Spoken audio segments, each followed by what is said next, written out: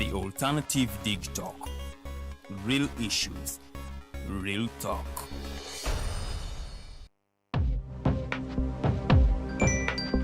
Go to the Churchill. Tawali man, what's up? Man, can you imagine people just dump everywhere? Someone drinks water and throws the bottle wherever. Come on, Rogers. What else do you expect people to do with an empty bottle? Simanya now, did you know that plastics take at least 450 years to decompose? What? That's a long time. Exactly. Because plastics are made out of a lightweight and flexible material that doesn't decompose easily. And plastics everywhere in the environment cause plastic pollution. What is plastic pollution now? It is the accumulation of plastic waste in the environment, like bottles, polythene bags, straws. All of these contribute to plastic pollution. I have been using them without knowing their effect. Yeah, a lot of people have. Plastics are a danger to the ecosystem, both on land and in water. So how can we overcome this problem? Is there something we can do? Oh yes, we can reduce by minimizing the use of plastics, reuse by repurposing them, or recycle by collecting and processing them into new products. Everyone wants to change the world, but no one wants to change themselves for the world. How about we change our habits for the world? And it starts with me and you. This message is brought to you by Alternative Digital. Hi, Rogers. Can I ask you something? Shoot. What does corruption mean? Well, summarily, corruption is abuse of public power for personal gain or for the benefit of a group to which one owes allegiance. For example, when a public office is abused by an official accepting or soliciting a bribe. By the way, private people can be corrupt too, like bribing police officers to escape fines. Okay. So exactly how does that concern me? Well, do you pay taxes? I guess, yeah. What does that have to do with this? Everything. Because those taxes you pay are supposed to facilitate services you use, like water, electricity, roads construction, medicines in hospitals, name it. Okay, that is much bigger than I thought. But it can be stopped, right? Well, yes it can, although it may not be as easy as it sounds. And here is the reason why. Corruption roots are grounded in our country's social, political, economic, bureaucratic traditions and policies. So, what has kept it going this long? I mean, why don't we stop it? Well, the main reason why it has been here for so long is because institutions are weak, either as a result of poorly defined ethical standards of public service, weak administrative and financial systems, or ineffective watchdog agencies. What can we do to stop it? At a national level, we must focus on strengthening the independence and effectiveness of public institutions that fight corruption. At a personal level, we must commit to never giving a bribe. I promise I'll never give a bribe. Well, that's a great decision you have made. Me and you now have to spread this message to all our friends. If we all do our part, corruption will be no more. This message is brought to you by Alternative Digital.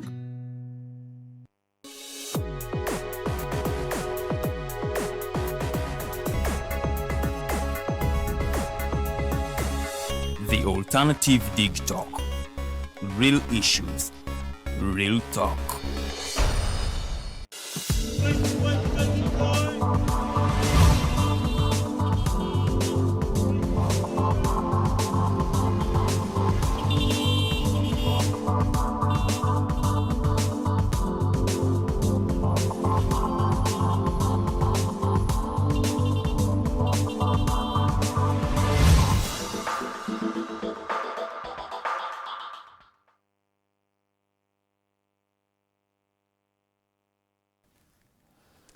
Okuliko eyo mukuwumulamu okonze Edgar Matthew Karohanga nga tukyalinda omugenyi waffe okubanga atwegattako olunaku luno olwaleero.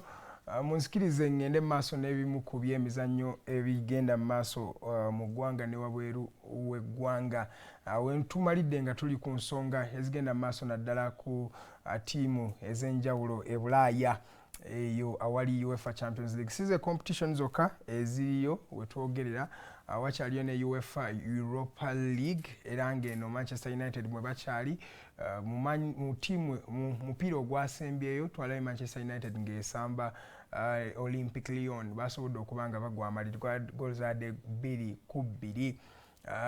Omupiira ogwo gwali munyuvu nnyo kiraga nti abasajja ba Manchester United naddala nga bayita mu kulembeze waabwe Ruben Amorim bayina enkyukakyuka zibazze nga bakola okubanga bamakinga club yaabwe better. Olabye ddala nti kati ensamba ya Manchester United ezeekyukamu ennaku zino bakozesa high pressing, olaba mbuno mulimu passion wadde nga empira badde bagiruuzinga. Ogwasembyeyo gwabadde gwa Newcastle yabakubye goals ade 4-1 era nga kino kyabadde si kyangu nnyo. Badde wali ku Selhurst Park ekisaawe ekya Newcastle mwe babadde okubanga in fact bagita St James Park, not Selhurst. Selhurst ekisaawe ekya Crystal Palace. St James Park ya timu ya Newcastle yasobodde okubanga bafuna this what you may call an ugly defeat ku side eyo ya Newcastle. So excited ya Manchester United. Newcastle eno wini gye bafunye yasobodde okubanga ebakasuka mu kifo kati ekyokuna era bali mu top 4 etwogerera era nga kati balina chances eziri waggulu okubanga bazanya Champions League football owa season ejja. So Manchester United yeno byeri mu kukola naddala mu competitions zino wali gambye nti nno ebadde egezezaako mu Europa muno ye tiimu yokka ekyayisigadde nga tennakubibwamu omupiira yadde n'ogumu. Manchester United ekyali unbeaten in the UEFA Europa title oba league. So twogerera nga bali quarter finals ekiriwo nti abantu bezizaamu amaanyi naddala abasambi ba Manchester United. Nalabyeko captain, senior captain Bruno Fernandes nga ate ennaku zino he's not just a captain by name, naye tiimu actually etambulira ku Bruno Fernandes abadde musaale nnyo naddala season eno. Ndoza season eno alina goals 16 mu competition zonna, alina assists 18 mu competition zonna. Ne ku mupiira ogwo gwennyini gwe bazanya nga bazanya tiimu eno ya Olympic Lyon mu Europa era yakola assist kuzimu ku goal ezo. Abadde musaale nnyo mu kuziteeba, mu kuzikola, mu creating chances era ni mu Premier League generally y'omu ku musambi abasinze okubanga ba creating chances eza waggulu nnyo. So bano abazanyi ba tiimu ya Manchester United balaze nti nno bo bekkiririzaamu nnyo bagenda kusobola okubanga bawangula omupiira ku Old Trafford. Jjukira nga bagudde 2-2 ate omupiira gwe badde basobola okuwangula easily naddala ogwo gwe Olympic Lyon.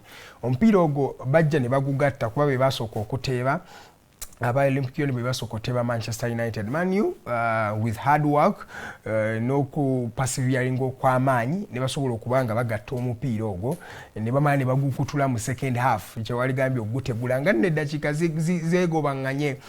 Bajjamu ekisajja kye Rasmus Hojlund ne bayingizaamu Joshua Zirkzee mu kuyingira game eno n'agikyusaamu. Joshua Zirkzee is a bit what you call mobile. He's flexible, that's the right word to use. Agoba ina technique asobola okujjako omuntu n'amusala ate nga si ekesi ya Rasmus Hojlund era eyo substitution yali nungi nnyo. Joshua Zirkzee okujja n'asobola okubanga akuba goal mu ddakiika y'ekinaana. So Manchester United needed to just maintain that win for 6 or 5 more minutes or 7. Naye mu ddakiika y'ekyenda mu nnyango omupiira guggweera ddala ku final whistle Manchester United ne bamukubanga ate Andre Onana ye yamukubisa goal eyo. In fact goals zino ebbiri zonna Andre Onana ye yazireeterawo. Ate prior to the actual game Nemanja Matic omu ku baali abasambi ba Manchester United ye yavaayo mu press conference n'akakasa kubanga by then okwogera ku nsonga zino Andre Onana yali avuddeyo dda n'ayogera ebigambo ebimu mu media. So ng'alaga nga bwe bajja okusobola okuwangula Lyon nga bwe bali ab'amaanyi. Matic n'agamba oyo nno ayogera ebyo byonna naye nga he's the worst goalkeeper in Manchester United history. As soon as he had said that in the match, Onana showed his weaknesses. Yakola mistakes biri ezaleetera goals zonna ebbiri. You would see that he would have done better as a keeper. Guno si gwe mulundi ogusoose ng'akola mistakes zino ze waliise clumsy irrelevant mistakes Onana z'akola naye n'azikola. What the coach did at least is that yamutuuziza omupiira guno ogwasembyeyo gwa Newcastle. Ekyaleetedde abamu kugamba maybe Onana is actually not the problem alone, maybe the problem is deeper than Onana. Naye nga Onana ye byebibi ebigenda maaso mu Man U. Katulinde tulabe ku Old Trafford banaasamba batya kinaaba kyanjawulo banasobola okujjayo win which but I believe bajja kusobola okujjayo win Man U ebadde nnungi nnyo naddala mu pressing batandise developing a character batandise okudeveloping a passion ne vibe eyegoba ewangula omupiira. They believe in themselves now, so I can ideally say that it is something that will be working out well with Manchester United. Katulinde olunaku olwokuna engeri gye kinaatambulayo. Tottenham nayo ogwayo tegunnaggwa yagudde amaliri ne Eintracht Frankfurt naddala mu mupiira ogwa Europa goals addemu ku emu. Ange Postecoglou ono nno nga ye coach wa Tottenham afunye n'akaseera naddala akatali kalungi in the recent 2 to 3 months. Talina mupiira gwawangudde bamukuba bukubi kyagezaako okukola maybe gemaliri so tekibadde kirungi ewa Ange Postecoglou naddala coach oyo wa tiimu eya Tottenham Hotspurs.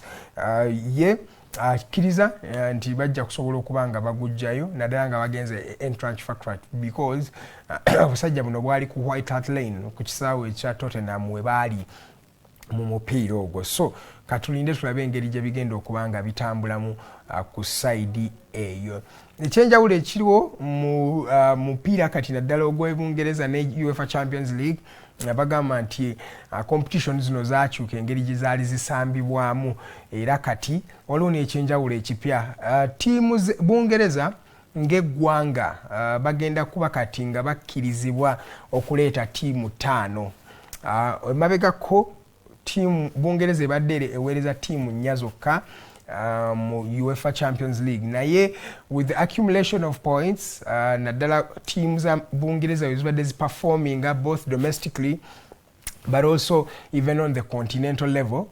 FIFA yabawadde kati akaganya akagenda okuba nga bayongerayo tiimu endala emu. So starting from next season England egenda kubeera nga represented by 5 teams 5 zezigenda okuba nga zirepresentinga Bungereza.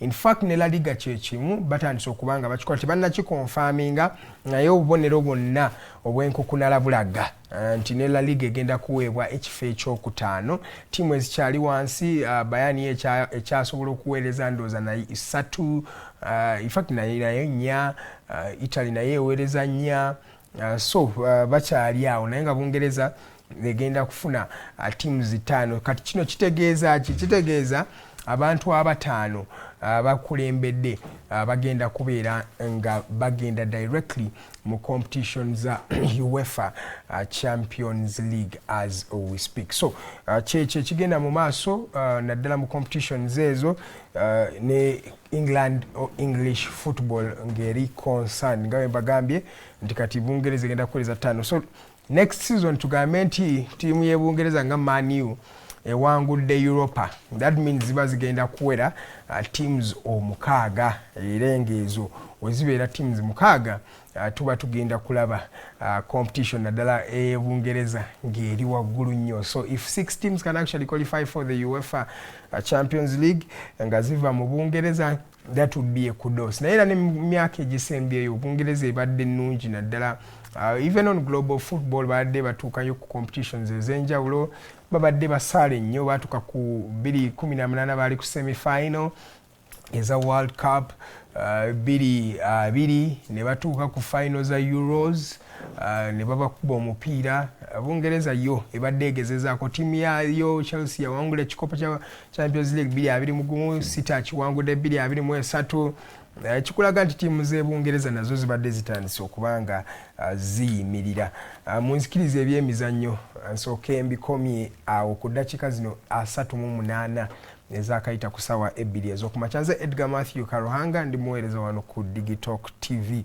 Olunaku olwaleero nabasuubiza nti nina omwami Dennis Tumuhairwe sigwe mulundi ogusooka nga abeera wano, omusajja mutunuulizi wa nsonga ate y'omu ku baatandika ekisinde ekya People Power Front PPF kati kye tuwogerako nga fact kyafuukidde ddala kibiina kya byabufuzi. Good morning sebo, nsanyusa okukusanga. Nsanyusa okubeera wano. Sebo naffe tusanyusa okukusanga. Batukuweereza ndi musanyufu ate wano omutindo gwayongera okulinnya nasemba okubeera nawe ku studio eri enkadde naye ate wano wasuufu mwebale nnyo mwebali eddala. kale sebo naffe tusiima okubanga ozza okutukyalirako omulundi omulala sebo. Biki ebigenda mu maaso eyeewuwo Kampala yo oba Uganda yo ogiraba otya? Uganda same old abantu tukyali mu haso nga bwe as before. Okunyigirizibwa kukyali kungi, okusomezebwa kukyali kungi, n'obwavu bukyali bungi. There is a lot of uncertainty. Era ng'omuzadde simanyi edigo otuusewa mu nsonga ezo naye kati abazadde ffe ffe tutegeera kye tuliko olw'okubanga system ya gavumenti eno the government gyetwatwala mu buyinza NRM eri mu buyinza sinze nagireeta naye eri mu buyinza tesobodde kukola ebisookerwako byeyandibadde osuubira. Bwana Edgar tulowooza nti afazaali ng'omaze okuŋŋaanya omusolo for all these years twava dda mu mbeera ey'entalo naki gavumenti yandibadde erina ebintu ebyenjawulo byetuusa eri bannansi. Public schools mbi nnyo bateekawo UPE naye public schools yes mbi nnyo, amalwaliro si malungi, bagezaako okupatchinga here and there the roads naye era omulimu gukyali gw'amaanyi. Generally tetutambula bulungi politics wise embeera era si nnungi nnyo nti ebyobufuzi bigenze byogera okunaabuuka. Before nga tunagenda mu byabufuzi ogambye okozesa ekigambo same old. So that means kino tukizzeemu tukibaddemu. Why? Why do we just stay in the same old? Don't we know the problems we have? Is there not passion for the people and respect for them? Why is it that when you come here to Tumuhairwe tutandikira ku mboozi mbi ever? Emboozi mbi because era tukyalina abakulembeze be bamu. Society ebeera erungamizibwa abakulembeze abagikulembera. So ogambye tusooke tuve eri naye ffe ng'abannansi we can only do so much. Obuvunaanyizibwa bw'omunnansi businga ddala kubeera kukuwa omusolo na kugondera biragiro. Obuvunaanyizibwa bw'omunnansi kugondera biragiro n'okuwa musolo. So omunnansi bw'awa omusolo kati waliwo bali abateekesa mu nkola abalina okugaidinga. Gavumenti eba n'omusolo mungi ogusobola okuteekawo systems n'okuhiringa expatriates to come up with different proposals or different plans how to steer a country forward. So bandibadde balina ensonga zino zonna bagiyina mu NDP 1, NDP 2, NDP 3 kati bali ku 4 kakati ezo. So that means there is a vision for the country actually. There is on paper a vision, but as people who live in this Uganda we see same old tetulabawo kikyuka. We think that just proposals bali abazikola bafuna mufunyi sente.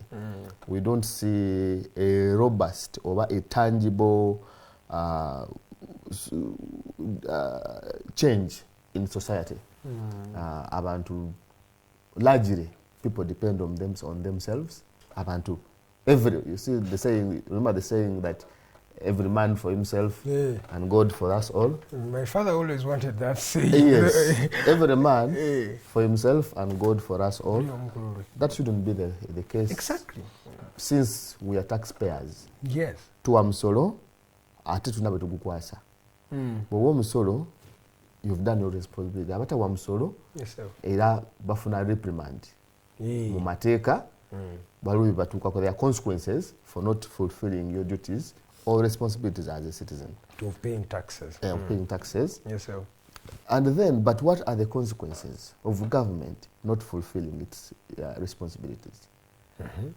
It should be to take away minzani after 5 years. Netugamba nti government eno twajiwa contract. Yafuna contract ne banansi ya myaka 5. Te fulfilling nze according to the contract byetubasuubiramu ffe twali tuwa omusolo gwaffe myaka 5 tebana kye bakoze. Twandibe tusobola okugamba nti bano tubagobye tuleese abalala. I've seen time and again abasobola okukwatibwako be bano ebifo ebya wansi ebitalina nnyo consequence ebitasalawo nnyo ekyamaanyi ne bagoba LC3 chairperson ne bagoba omubaka wa palamenti ne bagoba meya oba LC5 chairperson naye nga ddala government ekola budget because budget proposals zifubutukira ddala mu cabinet ne zikkirira mu parliament parliament nekola allocations according to the priorities oba abanga bazize naye ogenda okusanga ne mu cabinet era determining the priorities. It would have been that members of parliament, it's supposed to be members of parliament getting ideas from their localities, constituencies, ezikola ggwanga ne bajja ku parliament wali they make their case why the country should prioritize such an item over the other. Then parliament ewamu nesalawo negamba nti okusinziira ku kizibu kya constituency A kisinga ekya B oba C, so tutandika na kino nga it is a consensus in parliament. Unfortunately in cabinet where the proposals are determined is where actually even allocations are determined. Bagenda tuka mu cabinet mu parliament nga tewali kyebakola nga approving and we've been done a very serious disservice by the opposition members of parliament. Tewabera mu parliament nga passing a budget. We have in a budgeting process naye wala the opposition banga lona tabaddeewo. yaku alternative budget. Yes. Alternative is mere proposals. But now we have the actual budget that is being passed, debated and passed in the parliament as we speak. So when a leader opposition disappears, goes AWOL for 2 weeks or 3 weeks or a month into the budgeting process, there is something people don't see. Ugandans, because the major role of that parliament is budgeting. Nti bwe tukunganya sente z'eggwanga bwe tuzikwata tuzitematemera ku parliament.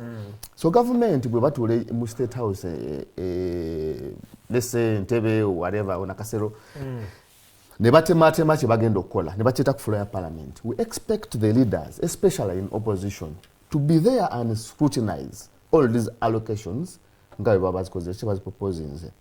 Kati gwe leader opposition bwovaawo ne bayisa budget Batuule parliament etula up to these days paka sawa 3 za kiro. Sawa 2 za kiro.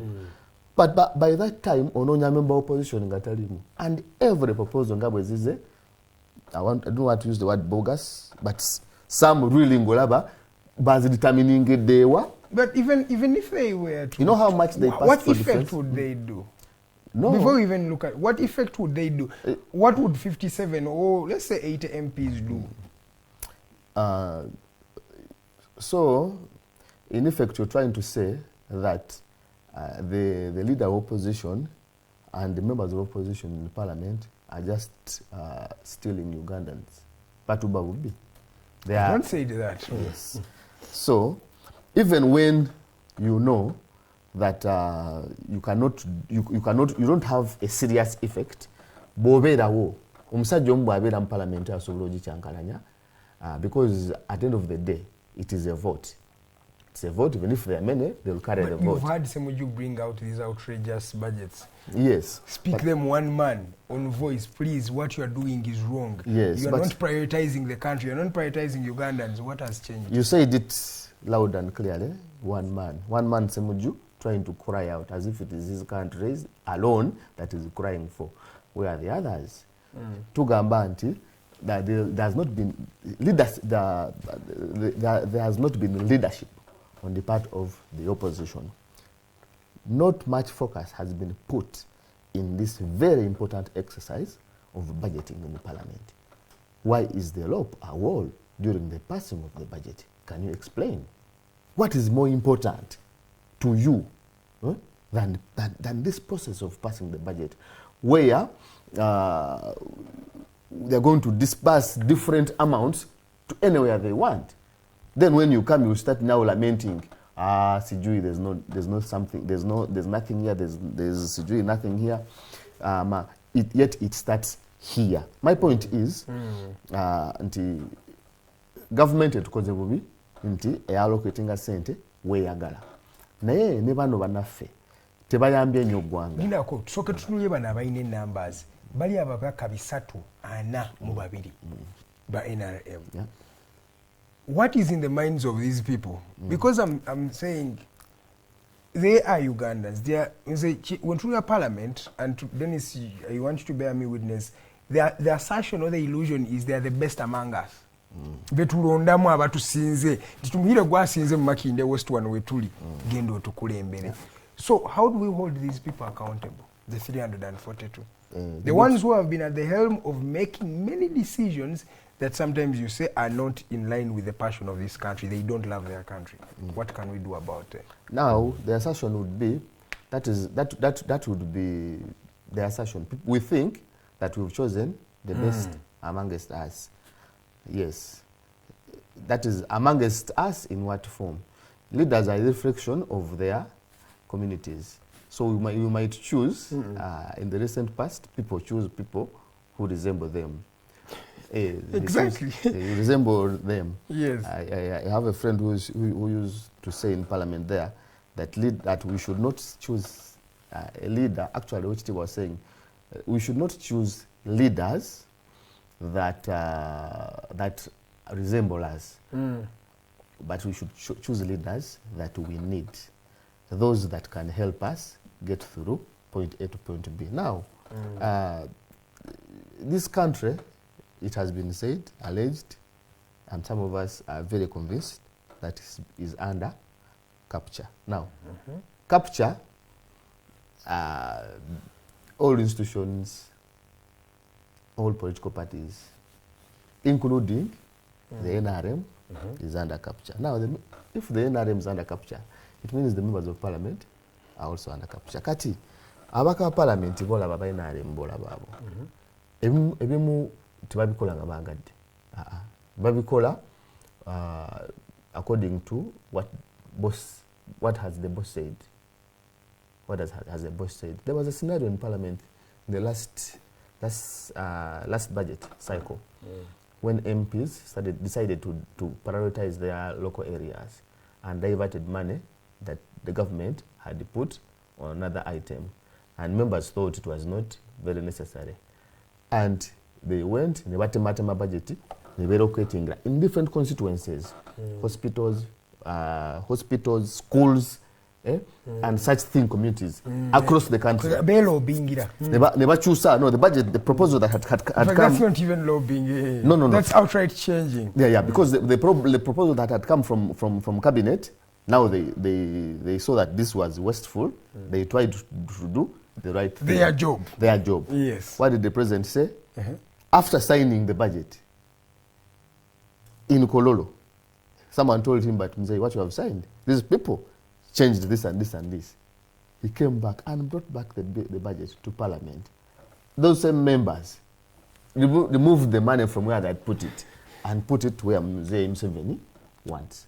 Wow. So the members of NRM, much as we want to bash them, some of them really you would say are decapitated or under capture, and of course, to me, it is a choice they have chosen to be. They have chosen to be under capture. Yes. So but is that can we say is it a capture when they are receiving money? If you're receiving 100 million, that is not actually, we don't know what for what. Yes. I don't know why they're receiving 100 million.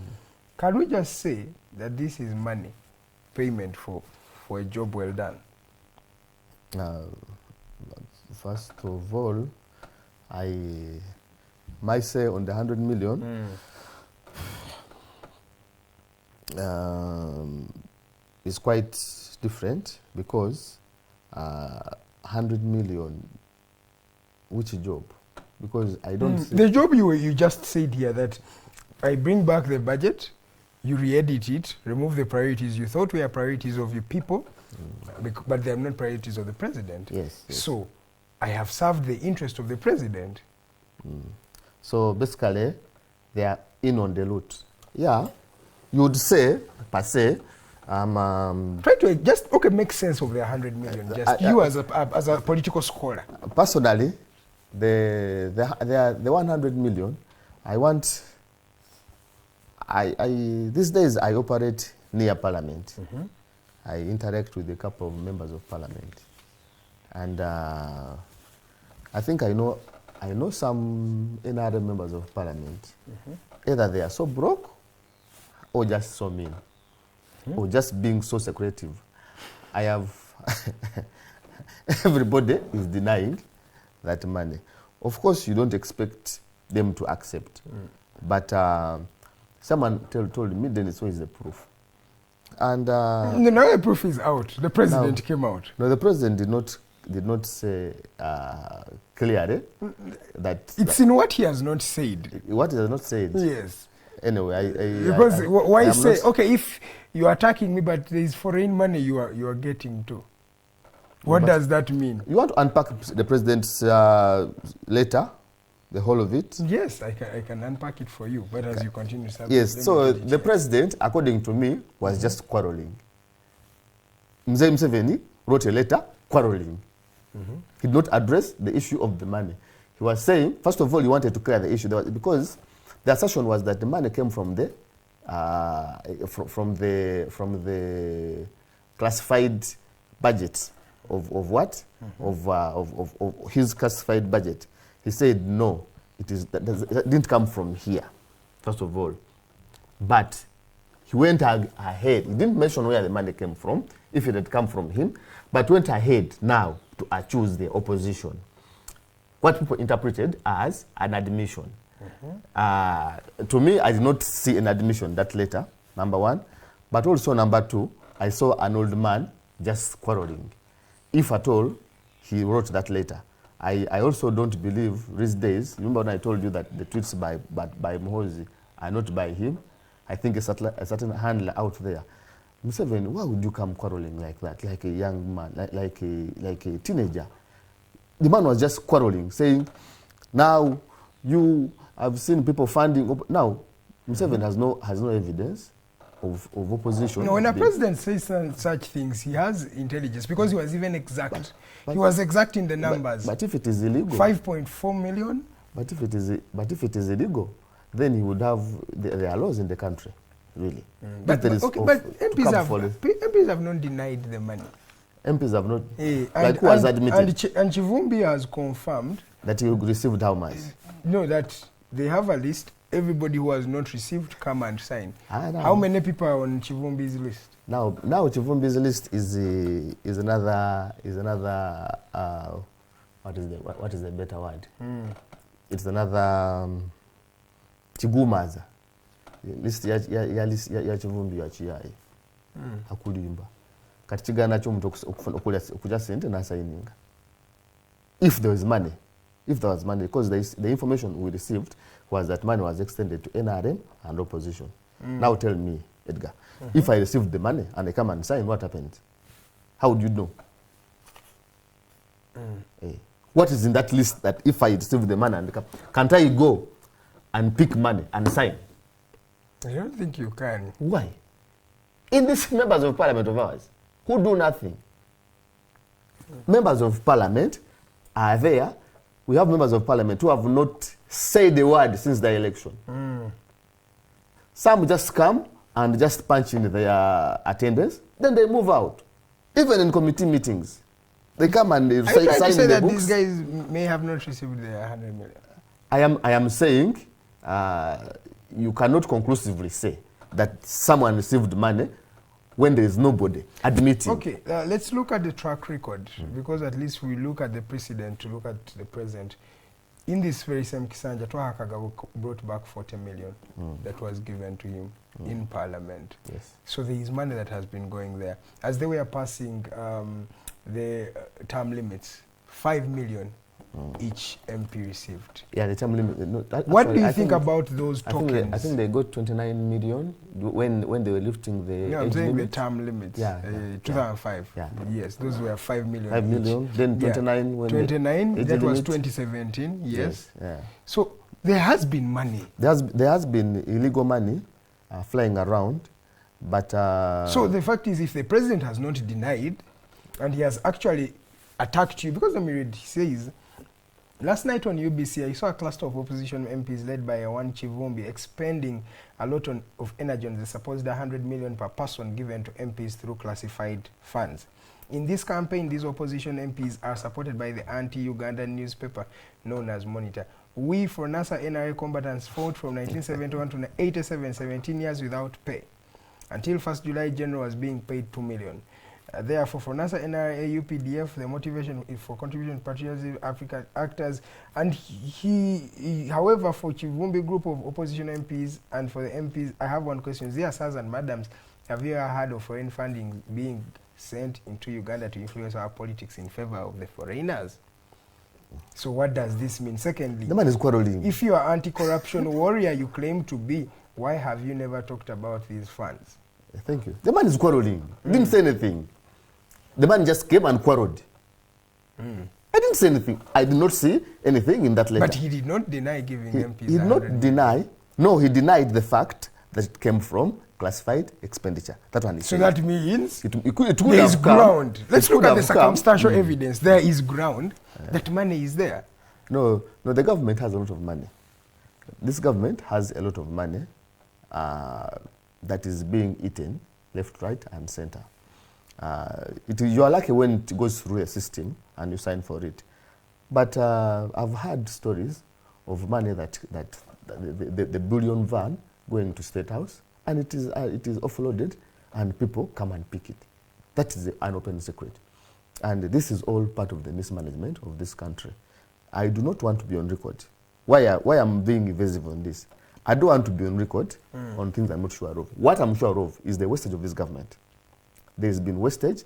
There's been money given out for people for doing nothing. For musicians, for presidential advisors. I don't want to mention names. I mean, presidential advisors, visitors to the president. People given in hundreds of millions of shillings in this country. But these are the same hundreds of millions that they've given me and you to go here to Lukuli, the parish, to use and to pay back after a while. Yeah, but then there are people receiving 100 million on top of the $10,000 they receive every month. Yes, I'm saying the mismanagement. Then, I don't know, because I'm not trying to say this is a blame game or anything, but how do we move on, sir?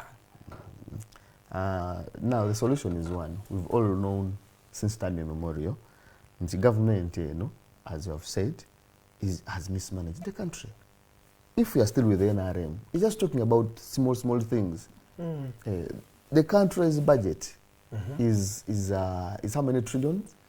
72. Yes. 0.3. Yes. So that money you're talking about of members of parliament, 100 million, even if it was given, is... That's around 50 billion. No, it's just on 70 trillion, it is peanuts. We give a man... Yes. We give a man control over 70 trillion and he abuses it. A man abusing 70 trillion, you cannot blame him on 50 billion. No way. We have a problem of over 70 trillion that the man is just playing around with, unabated and guided. He decides what he does with it.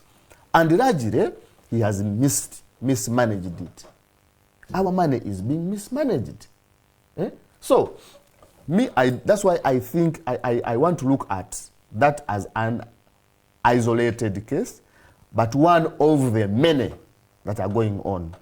The big problem Ugandans should know is that the persons leading this country are not the people that are supposed to be. Because bachimanyi echo fenna tuchimanyi nti Uganda abantu era bakutisindika mu parliament omanyi bakugamba genda olye.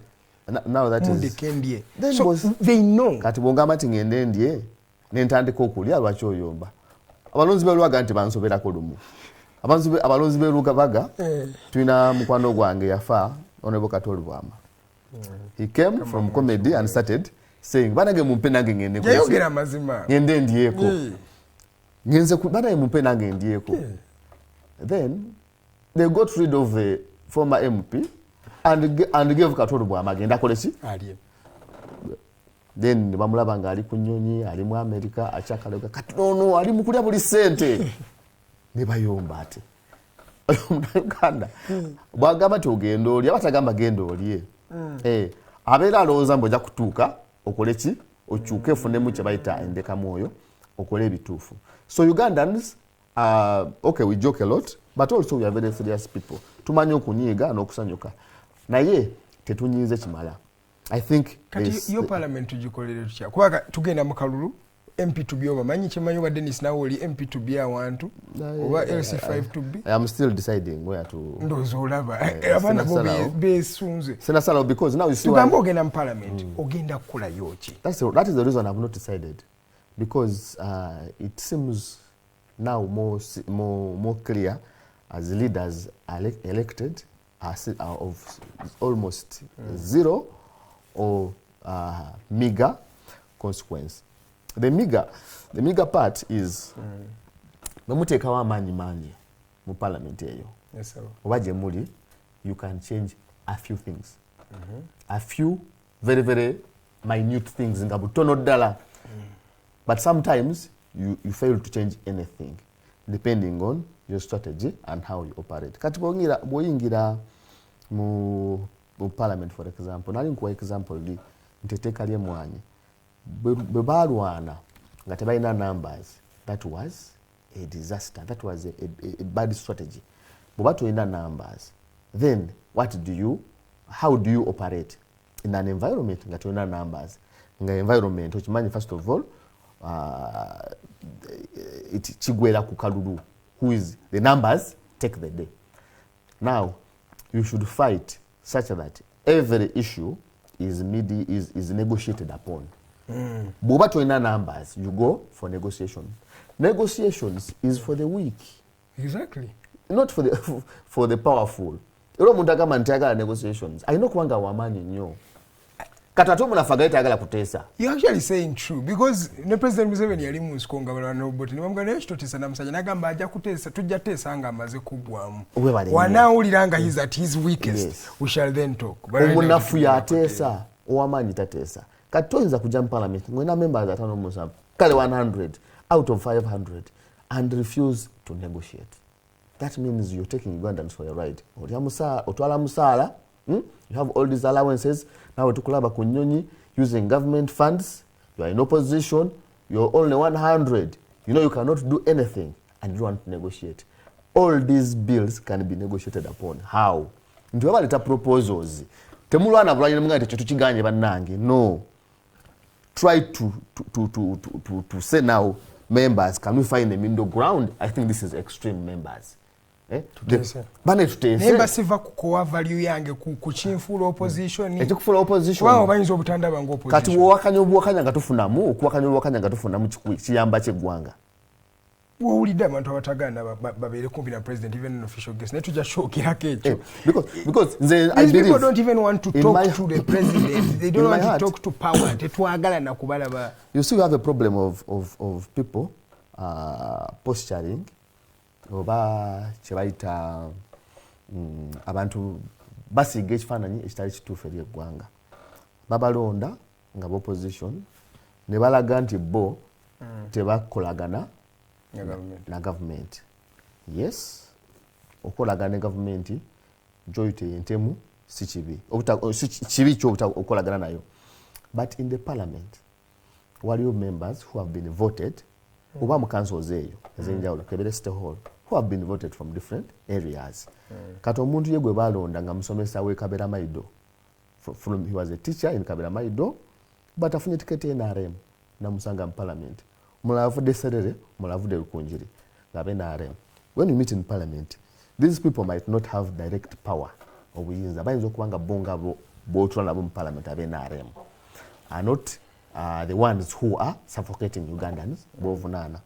So talking to them actually is nokuba wininga ne batuka ku floor ya parliament and they start being reasonable. Now when you create an enmity no government bano kaso mutabera wa NRM sogera naye kijja kitya you radicalize each other onabali extreme no nabera extreme. Bwe mutuka ku debate in parliament they can never be harmony. Mugendo tuka ku floor ngoli agamba nti tubawangule. Every time is about winning them. Every item that comes on parliament.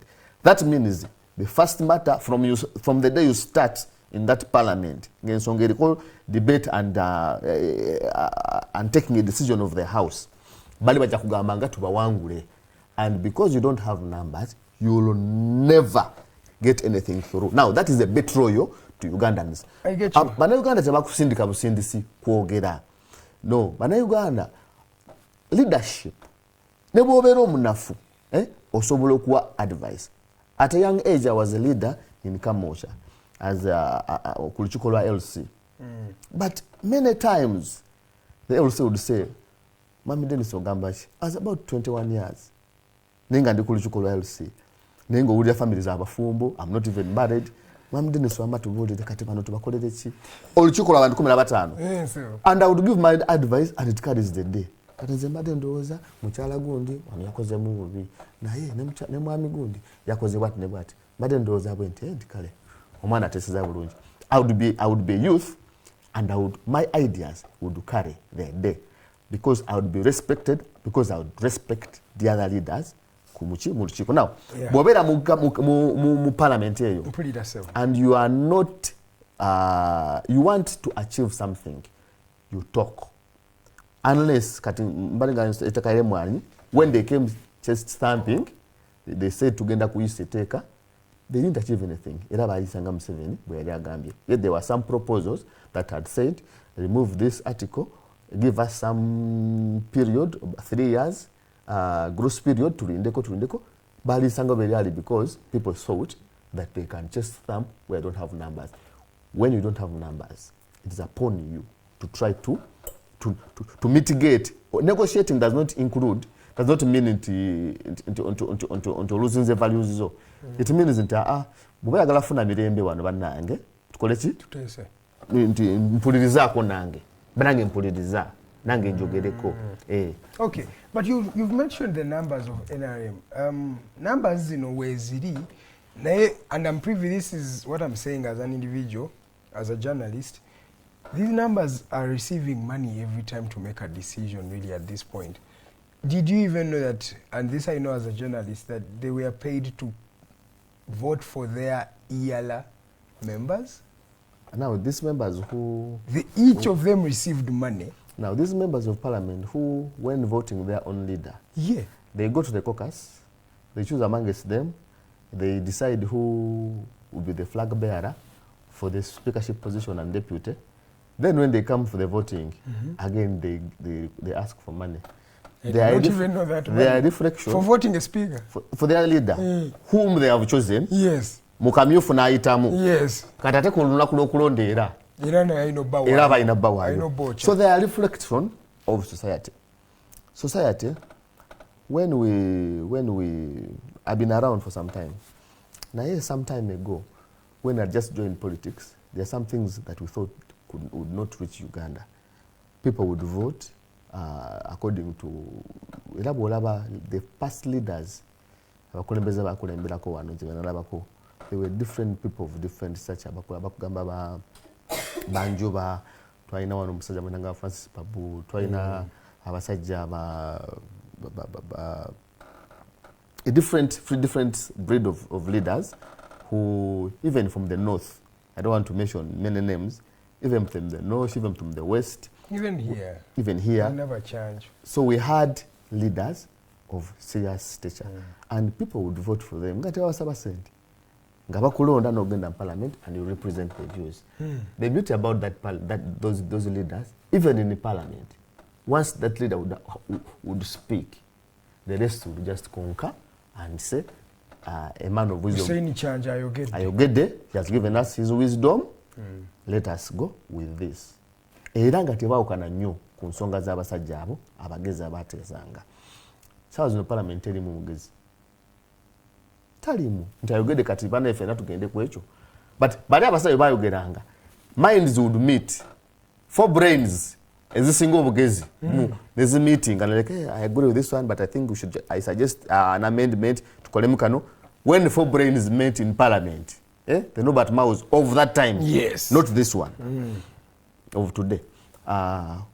When the brains met and they had a consistent idea, the other members would just say, we support.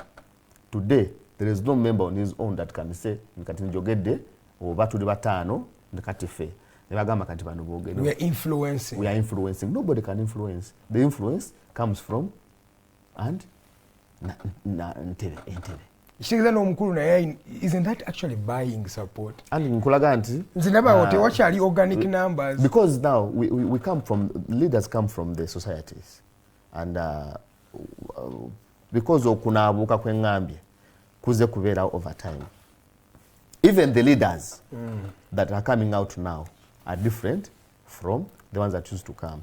Those that used to talk, then there came a breed who now started asking for money. Voters asking for money from leaders to elect. And initially, someone would dish money and they reject them. But slowly, people started paying money and got elected. Mukusooka nga oleta sente zo ne bazigoba ne bakuba n'ensente zo. Naye mpola mpola abantu batandika okugoba abatalina ssente. Kitegeeza yafuuka business. Kati balonda omuntu nti otuwaddeyo kaki. Ffe twesimbawo otuuka mu kalulu olonzi ne bagamba oyogedde ensonga naye atulese otya. Amazzi.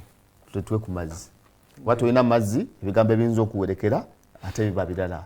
Bagamba ate naawe goze kukikkirira ani tolina n'ekikumi nokakatirabayo. I have these ideas I've told you. Oba nnyonnyola omala okunywa ne bagamba n'esoko tuweeyo. Ffe tukoleko. Kati omulonzi omukulembeze ng'akukozeeko bw'atuuka eri naye n'ayagala okwezza ezize. That's what happens. When they reach in, whatever you've elected them to be, then they start now. Because abakuŋŋaanya sente. Era kati abaka parliament bali mu kuŋŋaanya as much as they can get to go and give. Kati society is rotten. When you're blaming the leaders, just know the society in full. Society fefe nyini. Kiri kyogamba nti kizibu mbebizibu tubiraba tetulaba bizibu. If we can vote people because of money, bagende bakiike, then how will we know that embeera etunyiga twekuŋŋaanye? Naye oli watundira akalulu k'ennusu 1000 n'ekitole kya sabbuuni eky'ebitaano. Kyenga kitegeeza nno omuntu bayo naye ali disempowered. You see, Ankakati, it has been a deliberate plan by the government to okukonya society. Yes, sir. Society teri temanyi nnyo bigenda mu maaso ne rights zaayo. It's intentional. I thought it's just a systematic issue like the life we live, the quality of life, third world country. Those are some of the problems we have. Uganda is worse than it was before. The people, because I'm telling you, by the 2000s, early 2000s, yes, voters would not sell their votes. So what happened? What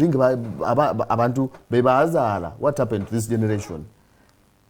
This is another generation. We should have moved forward. But now the old system, but abantu abalwanira independence, those people bagoba abazungu. Bagoba abazungu. So if they wanted small things, they would have remained, yes. But people sacrificed their lives, they bagoba abazungu.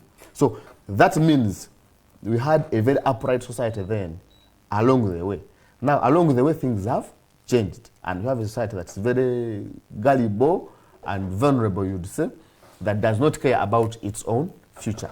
That is why we elect such leaders that really, ogenda okulaba nga tebatuyamba, n'oyomba lwaki tebakuyambye. Naye nga omuntu kamunaga otuwaddeyo ki.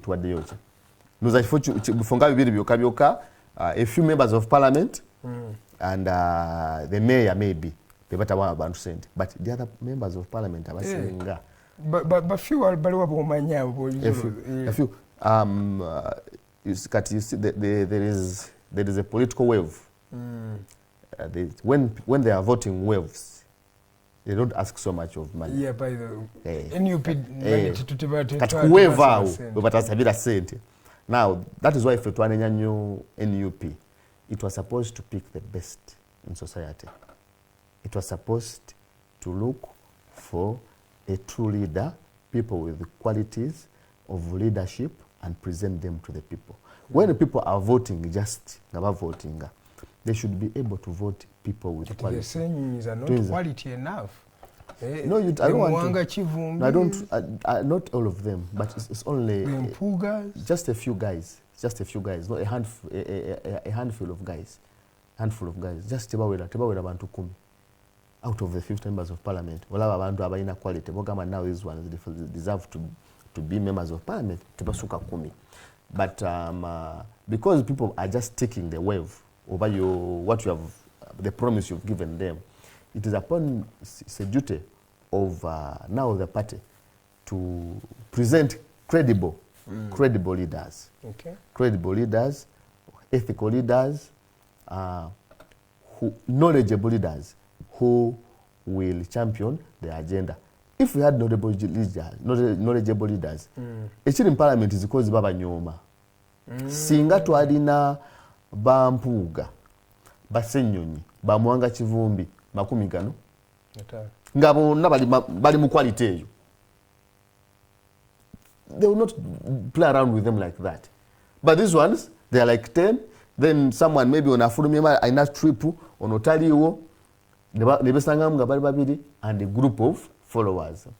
Abantu abali mu parliament abasinga bachiya leaders, members bebalonda, beyabagundi, bewakati. They are mere supporters. They are not even leaders. Someone fit to be an LCD councillor. Sagala kogera kumanya. Twanelinya ntogera manya natabuka nnyo nagatogera kumanya g'abantu. Tulina bakansala wali mu parliament. Tulina bakansala wali mu parliament nga banuupu ninga bakansala bali ku level LCD councillor. LCD councillor. So if NUP had proposed 50 men of credence, I'm telling you, all that rubbish at parliament would not happen. Let's first look at what President was saying, foreign funding. Do you, are you privy, because you've been near that center of that power structure, are you privy to these resources and these monies that the President has been mentioning? Foreign funding, Muslim was funded by the West, by the foreigners when he was in the bush. He knows what it can do. But foreign funding to do what? At you get LGBT, at them supporting LGBT activity. That is political. That is political. I think the president is being very diversionary. He's trying to run away from the gist of the matter. People presented issues. Government several, million chikumi. Now for him, he decided to play the blame game and just quarrel around. If there is any funding, and which is, I don't think money, funding, you see money is a serious tool in campaigns. Yes. Because wetuba twesimbawo bingi nnyo bye tukozesa. Sente oyitaga nyingi. Oyitaga sente nyingi, not kuwa bantu ng'NRM bw'ekola. Manyi NRM ekola ekyafaayo ate yo. Basimbisa layini etandika obbawaayo. Already yakoze nebiri ebirala ezo size ngamba. Oyogera mobility, utility, transport, PS system, advertisement, banners na kinaki. So ezo sente nyingi bw'oyagala bw'obwango okola ki? Even fuel, eggwanga lyonna okuyetooloola. So that money, twandibali tukolawo etteeka mu ggwanga lino. First of all, why is Museveni still president when he's a candidate? That's number one. Where does he get the money he uses in campaigns? That's number two. Kakati bagala mbuja mbuyinza, bo sente bazijjewa. Now why is he quarreling? Ayomba ki? Nti, ekisooka okusigala oli mu bukulembeze wali basoloza wali omusolo ba URA era n'ofuna sente. You are in power, you are in government.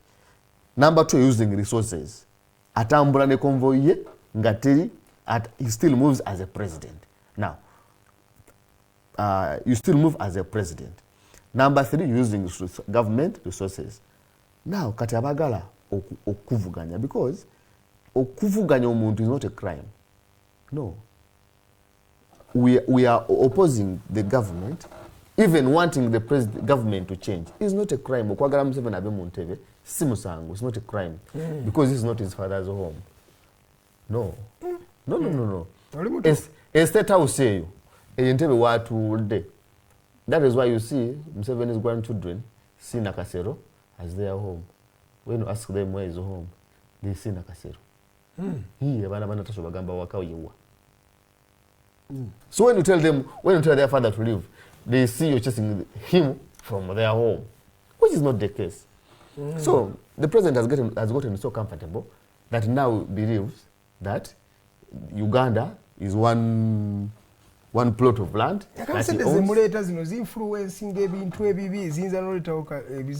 Tewali mutakiriza mu ebyo. Era bad man efuna tuzivulumirira. But you're trying to tell the president nti oyina nawo byokola ebitali bituufu. You should let democracy thrive. Museveni came. I for one, yes, I appreciate his contributions to this country. Nengamba nti yatuyamba, ayina we yatujja, we are bad. Of course. And they sacrificed. Bantu bafa nnyo bangi nnyo. Yes. Beyakulembera. Now, ogwo omusaayo ogw'abantu, people he knew personally. Manyi Museveni oyo ate yakola ekintu ekyafaayo. Mu lutalo yagamba abantu nti ffe omulwanyi takaaba. Abo bafiridde mu line of duty. Naye tujja bajjukira nga tukozesinga tukuta obuyinza. Teyakabira abantu abo. And people he knew.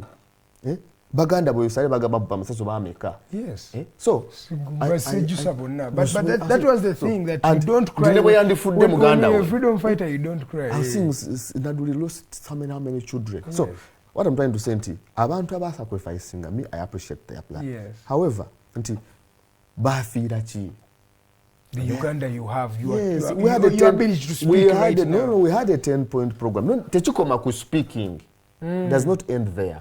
And then what? I speak and then what? We have moved from there. That debate should have ended long ago of twalwana tweba kotulo. Thank you.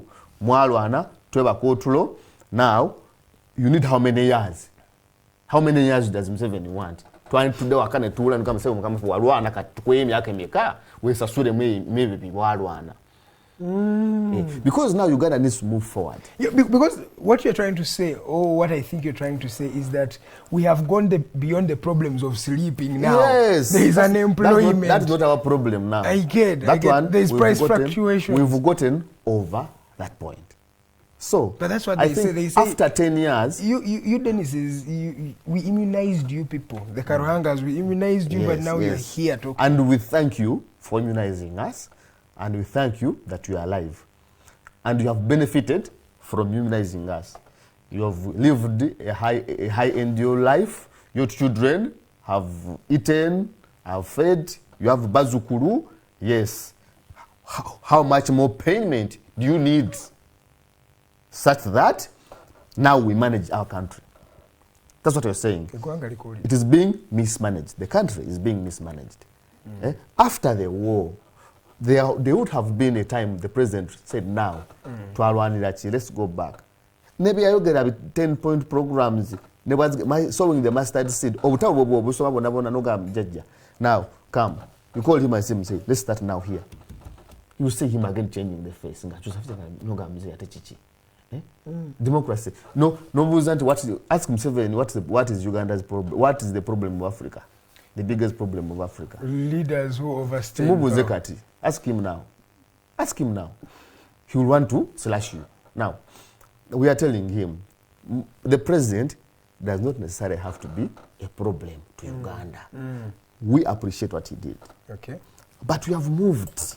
Now, ezigenda kumwezi, different things are being done by other. We are in AI. AI. People are thinking of other Bitcoin, things. The man keeps cryptocurrency. reminding us of when we were in the bush.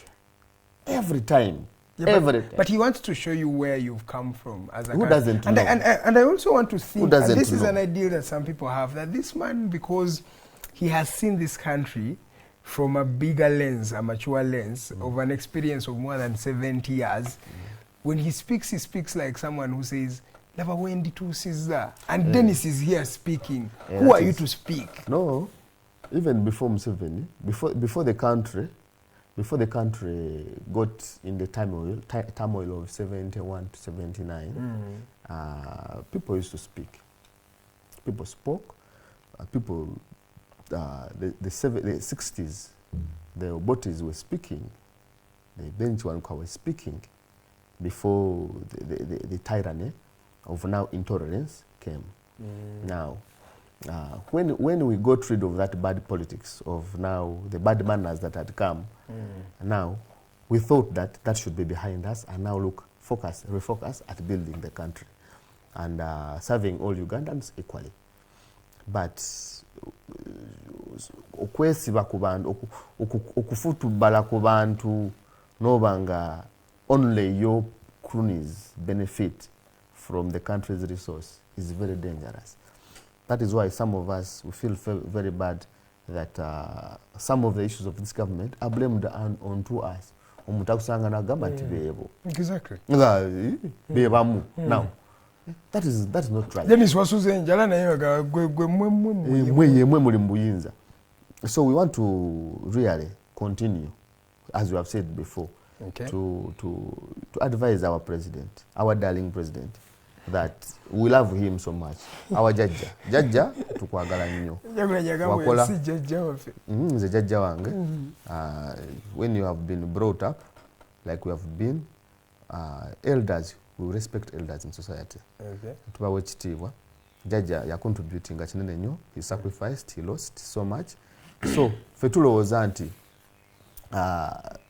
it is time really we moved on. Okay. We request that he lets this country breathe. We don't breathe. Okay. Jaja, you got us out of bullets flying all over our shoulders, but we don't breathe. We are let's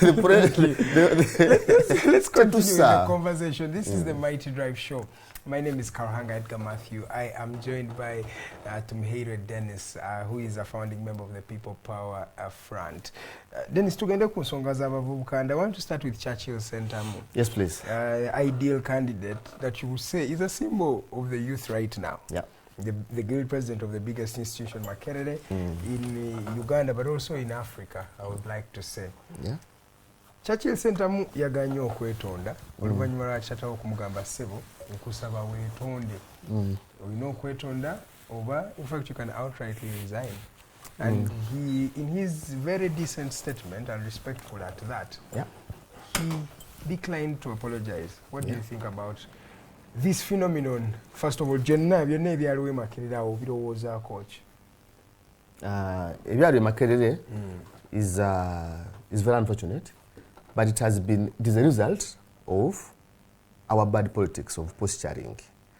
Omanyi, I beg your pardon. We have a problem in this country. Yes, sir. That the opposition jesuubira okutwala eggwanga mu maaso yateekawo embeera your intolerance, but it is not real. It is plastic. Balimba nti tebakolagana nabali mu government. Kyawulimba balimba mbu tebakolagana na bya government. Obwedda kye tulina mu kwogerako wano, you know, price submission. Alimba mbu tokolagana na government era n'agamba nti tomwesembereza. It reaches a point where a speaker of parliament is seen with a member of parliament negufuka musango mbu yalidde. A speaker of parliament is just an MP like munne. Yakulembera MP. Bamulondera eyo naye. Banzoka bamulondera kati the speaker of parliament, deputy speaker of parliament bamulondera constituency yange, my village constituency of Ruhinda. Kakati bwasisinkana, for example, zinga balondedde Kampala Central. Fena tubeera mu parliament ninga twemanyi. So bwa becoming a speaker, he's just a member of parliament, but elevated to a position of leadership in the house. Exactly. Now a position, bamukubye ekifaananyi naye wano publicly nga bagamba nti oyo yabadde ne speaker balidde. Now that has been wrong from the word go. People have been accused of speaking over appearing with the speaker of parliament. Nagamba nolaba ngefaananyi nga alina Anita Mongo, nagamba omulaba Anita Mongo yali naye nti bwolaba ennaku zino twalabe batandise n'osala bali mu NRM kati, so one would say there is a valid reason okweraliikirira. But you don't need to first appear in the photo with somebody to cross. You don't need to first appear in the photo. So the public gesture of photo abantu bali bagikozesa nnyo as a tool of claiming that we don't even sit or meet eye to eye with people, any members of NRM. I think abalimba lwaki. I'll give you an example. In that parliament, by procedures, every issue that you have to bring on the floor of parliament, it has to be, first of all, written to the speaker. There are members of parliament, before they go to the house, most of them go and present the issues to the speaker, and as nebamulaga how important they are, because you must take up order paper. They are 500 members of parliament. Yes. So how will they prioritize your issue over the other? So speaker so kamala kumbisawa satunga itamu. Now, the leader of opposition in parliament, every sitting at run a speaker, and they agree how they are going to run the house. Yes. So leader of opposition, one on public, a posturing angata yoga na speaker. Nenga bulunaku amu meetinga. Nikweli committee eri ya Mpuuga na ya Batuule ya parliamentary commission. Kati that is a meeting of general, but I'm talking about every day nga bagenda mu house. Yes. Buli lunaku nga bagenda mu nyumba. Balina okusoka ba Deputy sorry speaker wa parliament na leader opposition basinkana buli lunaku. Buli lunaku nga parliament netula. Leader opposition atula ne deputy speaker, ne speaker ne bakanya ku ntambuza. Bwafuluma ebweru nolaba bwayomba akulietinga ekifaananyi mbu tebakolagana. Now ekyo bakitutte so far nti nefula ne campaign slogan nga tetumeetinga nabano tetwogera nabo naye nga balimba bantu. Kati omwana Churchill James yakola, he did no crime. First of all, Churchill James okusinkana ne president who came in his work space twalina musango yakola. Now I was talking to Chairman Nyanzi. You know, that is the family of that boy. I saw him as a baby, Churchill James. Personally, namulabanga mwana mto. I met him. Hey, I met him guys barely 5 years. Nga mwana mto wa miaka 5 ku Churchill James. Era because Chairman Nyanzi abadde mukwano gwange ne family yo for all this long. Yes, sir. I called Chairman Nyanzi ngamba, why it is this video? Nikanga video. I saw the pictures of Churchill. I saw the bashing on the internet. And I called their mother. Ndudo okugenda yo. Nkulamira nga omwana, and she explained. But of course I'd been following omwana nga wangud. Now, chairman nemuwereza message nga nagamba siri mu country, siri mu ggwanga. Nemunga ati video eno etegeeza ki? What do you mean? Nagamba abantu batuvuma, denisa abantu bavuma, bangambye munemeddwa okumanaging family yange, omwana yetonde.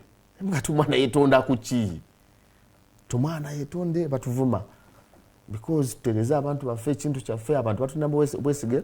Their claim was Nyanzi's background. Nyanzi agamba mbu abantu babalinamu bwesige balowooza mbu be bagenda okukyusa eggwanga lino. Which is true. Kati omwana it's not true. Many people have 3 million Ugandans believed in his brother. Okay. Kale katugambe it is 3 million Ugandans. Kale tugambe it is true. Yes, it's true. So Chairman Nyanzi background mindset ye agamba abantu batunabo bwesige nti ffe tulina okukyusa eggwanga lino.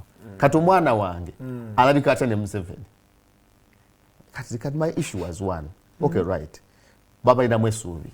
Naye bw'ogamba the words Nyanzi used were not right. He said omusajja agezaako okutatatawo meaning nze and bataatabo meaning Kyagulanyi Ssentamu. Yes. Then asibye abantu bangi yatta ne bajjajjaabo.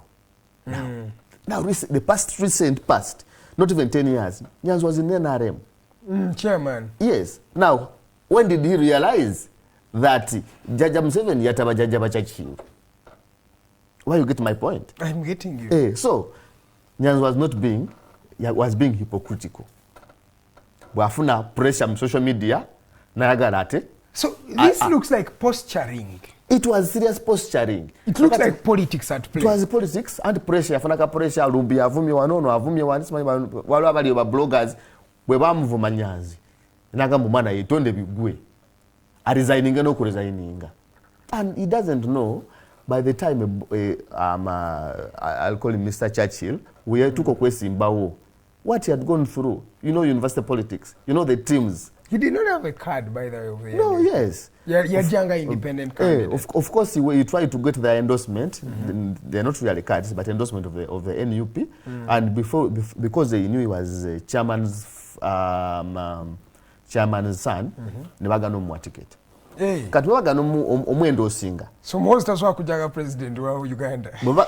Just if that's the case. Yes. Bwe bagana omwendo osinga omwana, nagira ne yesimbawo. Bwe yesimbawo. Yes.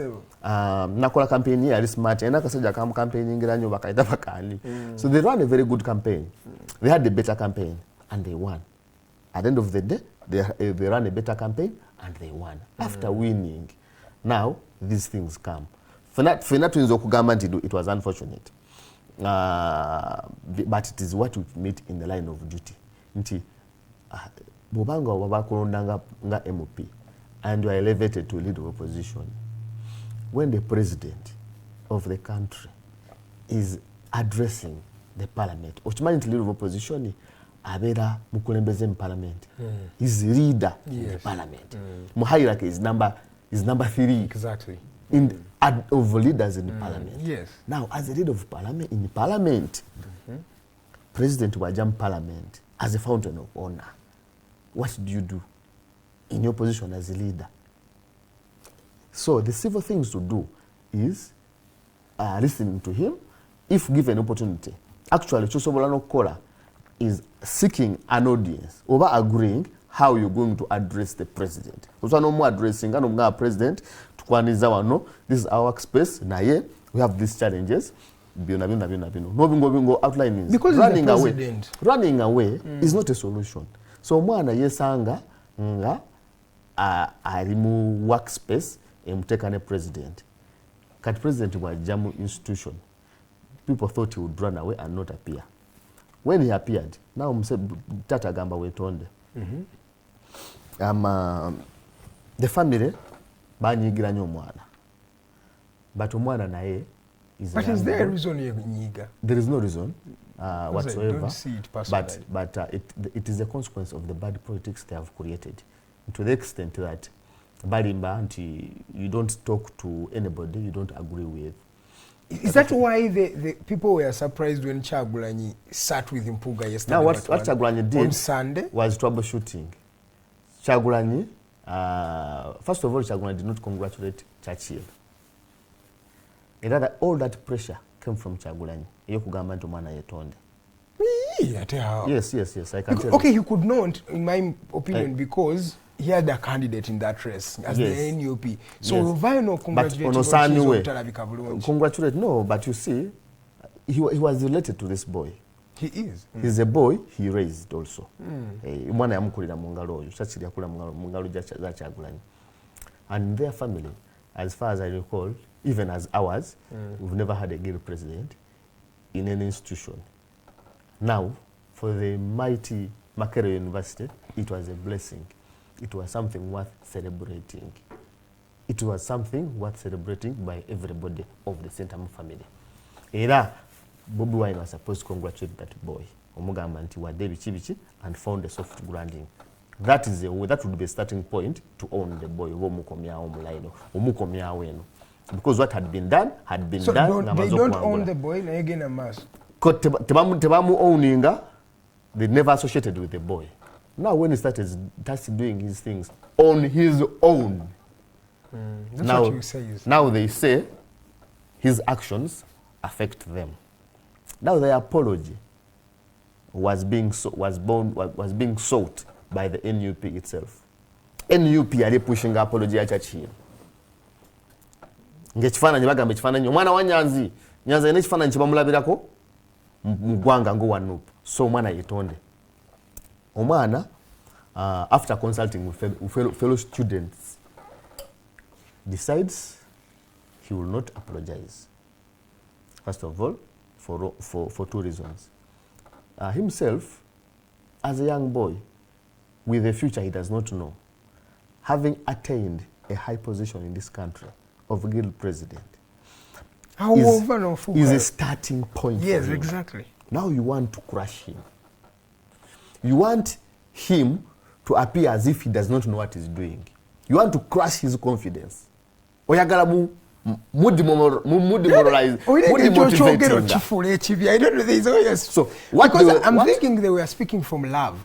As parents, wasn't that love? No. What they were demanding from him is crushing him, his future, politically. But what he did, go by the comments, he exhibited a high level of maturity as a kid. So he uses the words that being a mobilization leader does not tantamount to being a guild presidential advisor. Yes, you that sounds disrespectful when you're saying it to your father. No, when your father tells you to resign on a position he did not appoint you, you have to put him in his place. So he was putting his father in his place, but in a soft way. He said, I cannot talk back to my father, but he has different roles. And he emulated him in different, where he had arrived politically. Then Amgamba, being what you are in my life has nothing to do with what I do. Clearly drawing a line. It was drawing a line, telling him, stay in your space, let me stay in my space. Won't he need their space? Won't he need those? No, you see, advice is sought. Chairman Nyanzi would have advised his son privately. That he decided to go public, he put a boy in a very funny situation, a very nasty situation. Yateka omwana mu mbeera mbi, kati omwana yandikoze ekimbolera. Omwana omugambye weetonde oba olekulire. Kati omwana nagamba ati munange oli taata nkwanyisite wansomesa naye mu byobukulembeze bwange wano toli muwabuzi wange. Because bw'akkiriza neetonda n'alekulira, that means abamu n'abamakerere bamulonda bonna tabawadde ekitiibwa. First of all, resigning. I would not have a problem with Churchill resigning.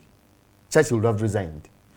Churchill would have apologized if it was coming from his constituents.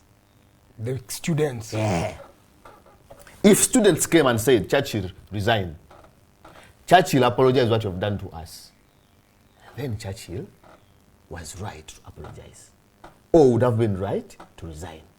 But if an outsider, I would say, in this arrangement, an outsider from the university, a non-voter, comes and tells you to resign, is it, in what capacity is he speaking? Now, it only means that the man had taken on a role of a guild presidential advisor. And you don't tantamount to that. Omwana bw'omugamba nti tekulira kyenyini kyeyogedde tekulira oba weetonde oba olekulire ng'ate sigwe toli mulonzi mu university oba weefudde omuwabuzi wa guild president nakugamba taata nkumanyi byokola naye ebyo by'oŋŋamba si bibyo eno. Tudde ku nsonga ya Mpuuga ne Kyagulanyi kiki wasomyemu? Kati Kyagulanyi bw'ajja mu wano agezaako okubalansinga ekyo eky'omwana, because abantu bonna comments za flooding all comments were flooding saying this boy is more mature than his parents, his whatever. I don't want to go to that line. Omwana mbamuteka mu firing line. Naye abantu nga balaba example y'omwana nga Bakyagulanyi balina funa example from omwana. Naye abaganda wano balina olugero nze situina waffe nti negozadde kubira engoma webale. So nendowooza nti maybe Kyagulanyi had that voice and nagamba nti now if they say, because the comments were flooding saying this one can't even appear with Bobi Wine, with Mpuuga, what. I think that thing was set up by Bobi Wine himself. Bobi Wine has people in Lubaga Cathedral. Mbamanyi, abamba NUP. So, nayagala appearing mu kifaananyi okumakinga ekikiri Churchill kibagamba mu kitasobola kwapiaringana muntu yenna gwe batakanya because it has been anti Bobi Wine yagamba mubaboole mubaboole temubesembereza ne bamugamba omwana kyakulaze gwe neba ne muganda wo abantu bemwakolagana bwe mwawukanamu ku idea ngeri gye mulabamu ebintu tosobola kulabika naye. So Bobi was trying to mitigate that sanitizing ekiri kye bamwogera. Bobi Wine follows social media nnyo. Social media yamugamba ntali tolerant after Churchill's action. Social media yagamba Bobi Wine mutali tolerant tasobola kutona batakola ki batakanya nabo. Katumana yamugamba nti mbasaba bana Uganda mumanye nti omuntu gwe muli mu workspace yemu musobola okwogera ne mutula wadde temula ki wadde temukanya. Kati Bobi najja ng'adduka misinde naye ekigendererwa kye it was just to reply those who were blaming him saying he cannot see it next to Mpuuga. Abavubuka abalala bamuyigirako kitugenda mu kalulu kana abavubuka no. What message do you have for them? Learning from Churchill. Kakati nze our time is fast spent. Ekisooka Bobi Wine I am not even still ng'akoze byonna byonna ayina ensobi gye yakola. If you had the speech from waliwo institutions ezikola obukulembeze institutions ba players ng'onootwala entebe the religious institutions kati in Africa oba in Uganda we have the cultural institutions. Yes. We have had elders abebuzibwako ensonga. If for example you Bobi Wine yesimbawo n'awangula akalulu n'awangula Museveni entebe agitwala atya agenda kuveera ayingire buyingizi nga tewali boogedde abantu obuyinza engeri gye bukyukamu. Waliwo cultural leaders waliwo religious leaders aboogera n'abakulembeze naye bagamba naye omusajja akuwangudde katwala entebe. Now people take serious Bobi Wine bamutwala serious ye yakiganye okwetwala serious nti we yali emengo Katikkiro wa Buganda who is kabaka webweru yagamba mwogere ne Mpuuga mukole ki ku nsonga ezo. Bobi Wine spent 1.5 years omwaka gumu n'ekitundu ng'ali mu kuvuma Mpuuga ku nsonga fe zitukakasa nti teziriimu because ensonga tugamba bayayisibwa. But as if that's not enough bwe babadde mu lutikko Rubaga even religious leaders now are saying this is a good gesture. But what has it done? Bwafuluma abweru amadaala addamu ebiri bukinga enkolagana eno akulaga nti ono tusobola kukolagana naye. Now posturing in politics mbi nnyo. Ffe tulowooza nti abavubuka we should first of all study the history of our country. Let us equip ourselves with the knowledge. Abavubuka bajja mu politics they should try to get as much knowledge about their surroundings as possible. And nze ndowooza abantu abatalina answer, people who are not ethical should be first of all should help this country and just get out of the politics. We cannot claim first of all even in the NRM gye bali abantu abalungi naye ababi abali mu NRM bo basooke bafulume. But in the opposition itself we cannot claim that we want to get rid of a system when you have people who are worse. You cannot be here ng'ogamba nti the NRM not tolerant when opposition is worse. Mwe temuwuliziganya. Nade ndaba bwana yawe Eddie yawe trying to say that when he was trying to address this thing of Churchill ng'agamba nti what amaanyi ge bakozesa okwekuba mu opposition nga bakuba Nyanzi mangi nnyo amaanyi g'okozesa okuba omulabe bandi badde bakozesa. So that means waliwo okuba Nyanzi. Amaanyi bamukubisa amaanyi mangi ate ge bandi baliteeka ku mulabe ku enemy. Ng'agamba fighting internally is not bad. Musobola okulwana into wano nti wetuyombamu. Conflict is not bad, but conflict you can send a few insults over olina akasuka a few punches. Ebikonde you can have somebody to mitigate nagamba naye mukanye naye oli wajjayo ekiso n'akifumita munne katoyo aba ayagala kumusaanyawo abamulabe. So yawe was saying nti abantu ate abajjayo ebiso bafumita Nyanzi bakola bubi bandi bade bamuwa bulabuzi amaanyi ge bamuteekako mangi yawe neerabira nti amaanyi ge baateeka ku Mpuuga bajjayo biso era nti if there had been a misunderstanding oba a disagreement ng'omuntu temulina kyakoze fundamentally, I think it would the way they handled the Mpuuga factor was bajjayo ebiso. Now eyo politics y'okwegirayo ebiso nga buli mu lutalo tujja kuguka tujja kufa tugwewo omulabe bere ng'aseka. Now the only beneficiary in this is the NRM and the current regime. We should learn to be tolerant. Abakulembeze abajja mu buyinza abagala entebe. Of course, two things. Number one, nze ndowooza amaanyi tutaddemu matono wetwagala kusula government. There are other means that we should put in place. Serious means of getting rid of a regime. That is for another day. Naye bwe tuba nga tusazeewo kuteeka a semblance of democracy, ate the hate should not be much.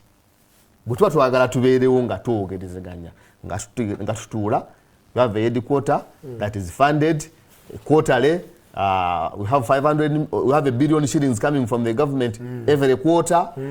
We run our activities. Then why should we pretend as if we are at? Because mufunayo obuwumbi kati wachi mutekawo embeera mbu mutemula bagana. Okimanyi sente ezigenda mu government ezigenda ku bibiina by'obufuzi Museveni yaziyisa. Yes. Who is the Minister of Finance? The president is the Minister of Finance. So buli sente zifuluma mu ggwanga yasayininga. Ezo sente zigenda mu party zonna including DP and NUP and other parties are flagged by the president, are endorsed by the president. So kyogamba mulabe wo Museveni ayina omuntu gw'atayagala gwawo obuwi sente. So tulekera okulimba bana Uganda mbu tuli mu lutalo naye nga it is just posturing. How is your relationship lastly with Robert Kyagulanyi Ssentamu now? Robert Kyagulanyi, I personally, I have no issues with him. As I've told you, as you've heard, I talk with Nyanzi, I talk with the family. I with Kyagulanyi? I've not seen him. We used to meet in three spaces. First of all, in the music industry, Sichamulaba. Industry tachagenda mundongo. We used to meet at the party headquarters. I no longer go to that party. I'm not a member of NUP anymore. I quit NUP. I used to meet at his home. Kakati bobanga omusajja takuinvite nze owe. But if he invited me, I surely had no problem Bobi Wine because there are no hard feelings. Our relationship spans 20 years. The only problem I have is the mismanagement. That is why I can come out really. Not with any. My issue was even with Nyanzi when I was talking to him, I told him this was wrong. One did say would not have interfered because Nyanzi wangula sina buzibu. I think if Bobi Wine became the president of this country, oyinza okuza okayogwa Edgar. Oyinza obutansookayo because our relation spans name. I have told you our departure, point of departure is not personal. Issues related to what a semblance of some things I see in the NRM. Dictatorship, intolerance. If I have opposed Museveni for intolerance for 20 years, now why do you think I should accept intolerance from you? Because I'm your friend. No way. Thank you so much, Dennis. You're welcome. It was a pleasure having you this morning. And of course, thank you to our viewer. You've been watching us from the time we started at exactly 8 a.m. up to now. Thank you so much.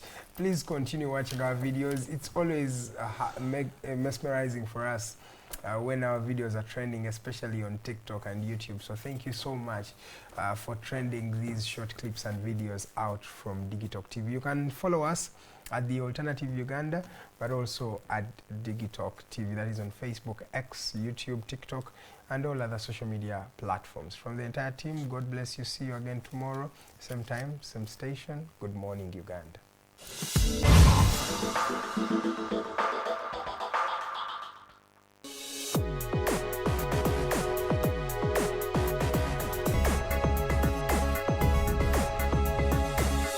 The Alternative Dig Talk.